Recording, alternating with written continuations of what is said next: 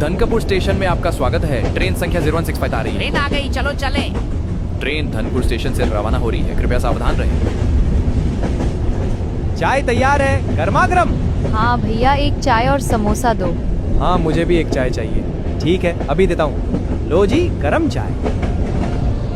देखो ट्रेन आ रही है। हाँ बेटा बहुत सुंदर है। खुश रहो बच्चा, यात्रा अच्छी होगी। हाँ दादा, मेरा बैग तैयार है। ट्रेन पास आ रही है। मिलकर यात्रा करो बच्चा।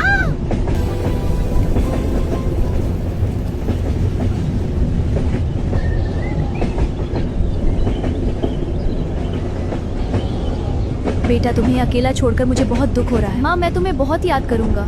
मेरे प्यारे बेटे, हम जल्द ही मिलेंगे। ख्याल रखना। बेटा, समय हो गया। हाँ दादी, पर याद रखना मुझे। हमेशा मेरे बच्चे। ट्रेन जा रही है, जा पर लौट आना जरूर दादी।